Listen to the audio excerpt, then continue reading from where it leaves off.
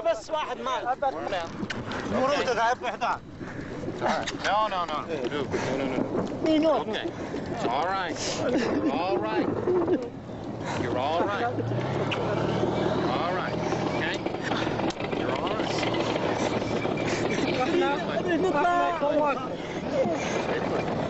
Okay? You're all right. All right. انت منك. ايوه. ودينا عندك عشان. I could be. You're all right.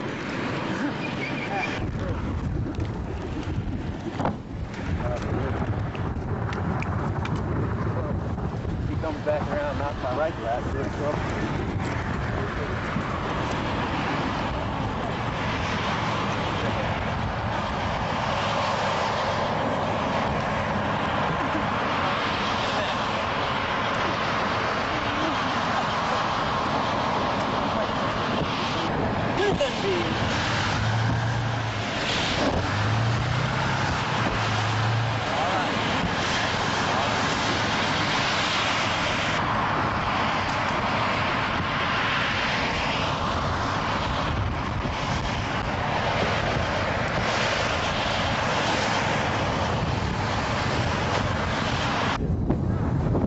Gunny, we take it for a shot. Mike. He's gonna get my shot, Mom. Then I'll get yours. I guess if you get it, here along.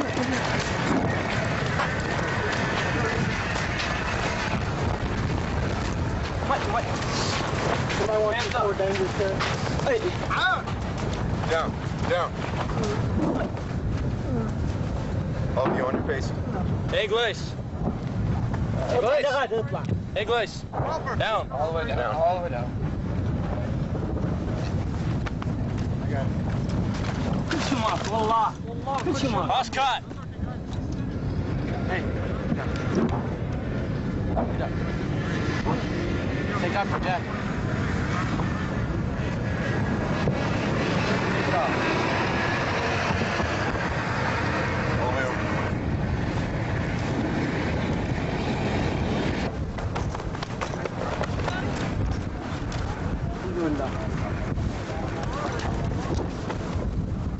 Make sure they put your shit back in your pockets. Yeah. Go and roll over. 10 and 4, Michael. Got all the shit. Good enough to take it down. Take them so they join that other darn group.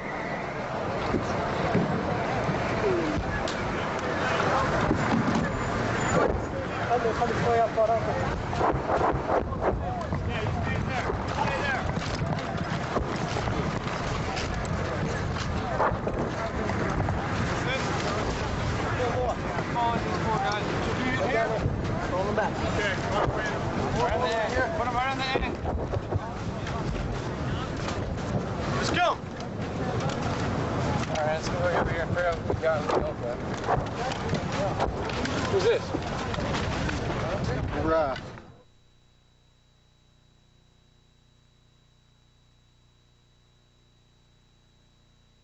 Ladies and gentlemen, good evening. Welcome to the British briefing. The coalition attack proceeds apace. We're ahead of schedule, right across the front. And as you know, the number of enemy prisoners of war is now in the region of 30,000. Now, earlier today, the commander, British Forces Middle East, did speak to you about an action which the 1st Armoured Division, UK Armoured Division, was engaged in. He told you that they'd been given the task of closing with and defeating an enemy armoured formation. As we speak now, the division is close to achieving that task in its entirety. And so if you don't mind, I'm going to concentrate for the rest of this briefing solely on the actions of the 1st Armoured Division. And I'm going to go back, because I know you've been pressing for information, right to G-Day, so you'll have the full picture. If we could just take this off very carefully.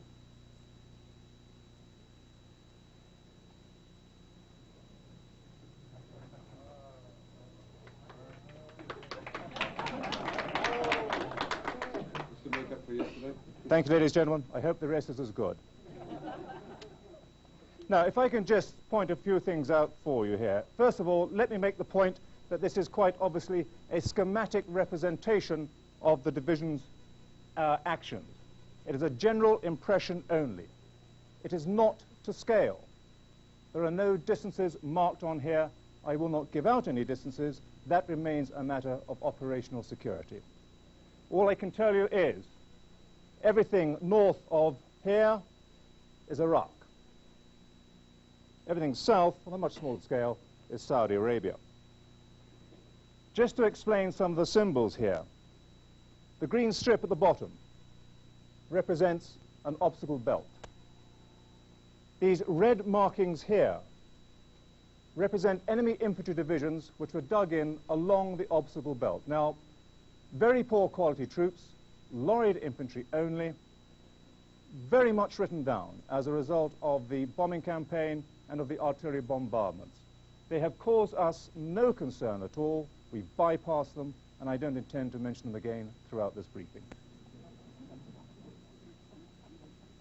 This is a breachhead, and I'll come back to that in a moment. The red positions here represent enemy positions, variously battalion and company positions. I can't tell you precisely what is what.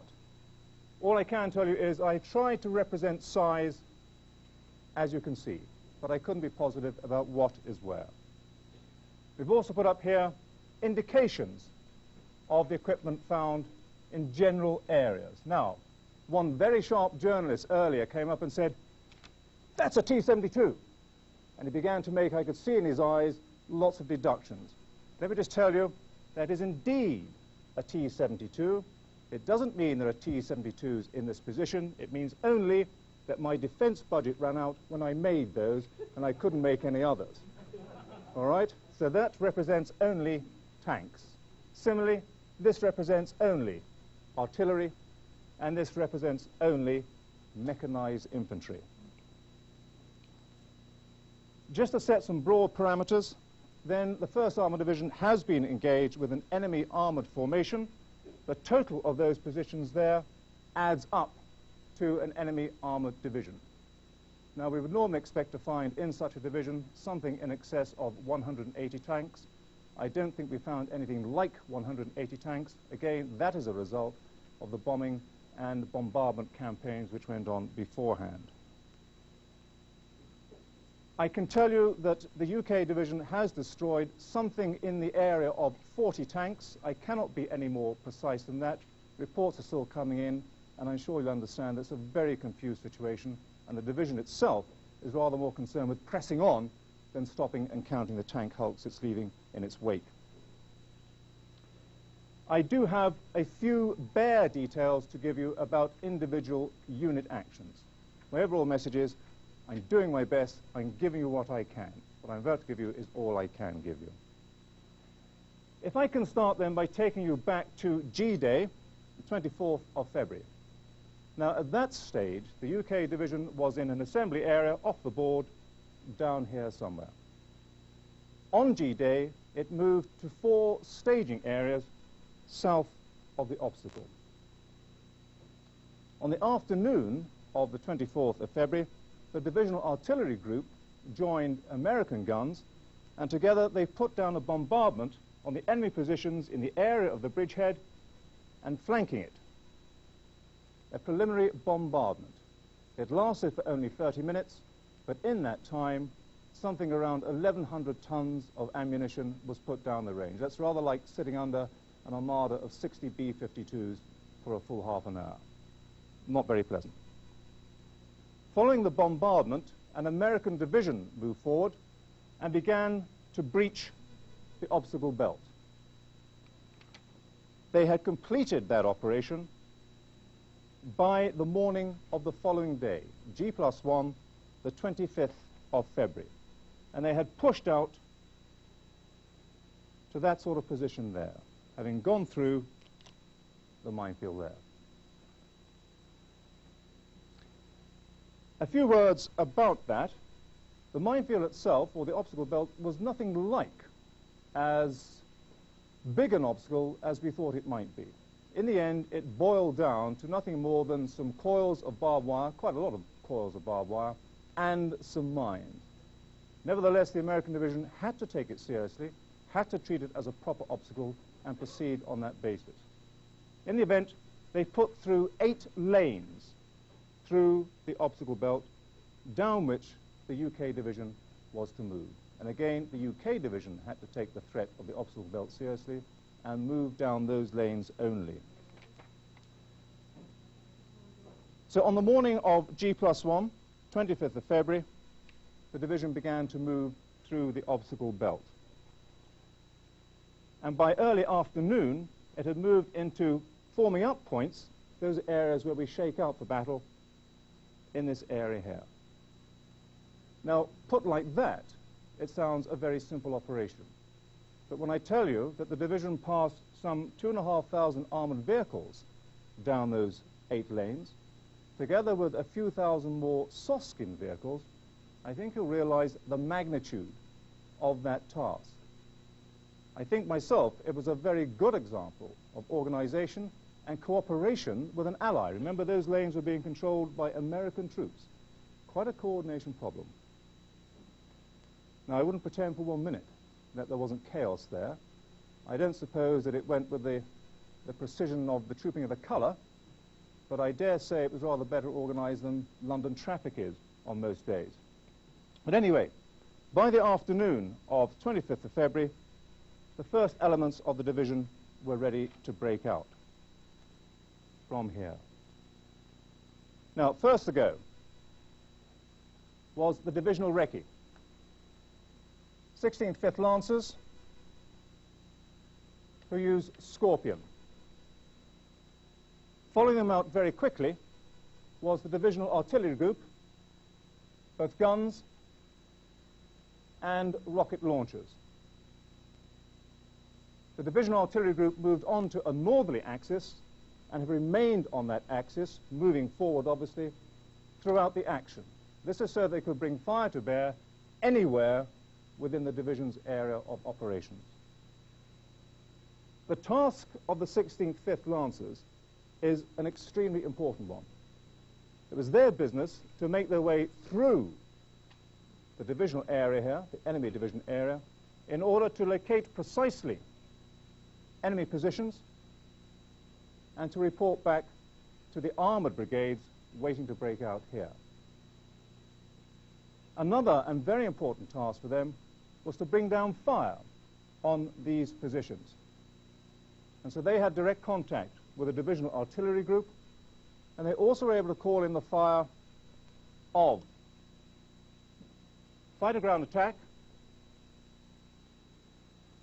and of Army aviation, attack helicopters, in this case, the 4th Regiment of the Army Air Corps. And whilst we're on it, one particular action worthy of note, 2 links from the 4th Regiment engaged some armor towards the rear of the divisional position, the enemy division position, and in doing so, they knocked out 4 tanks and several other tracked vehicles.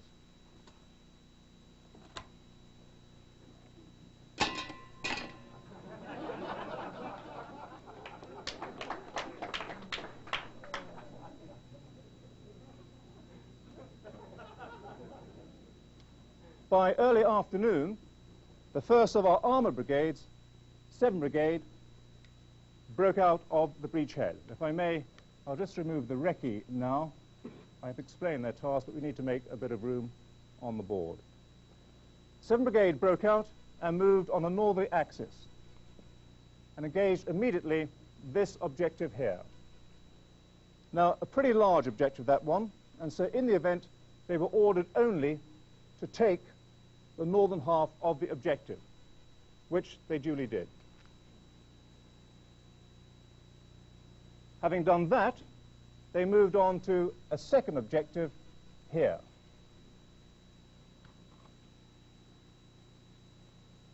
That also was taken, and by first light this morning, they had reached this general line. Now, you will gather, therefore, that they fought through the night.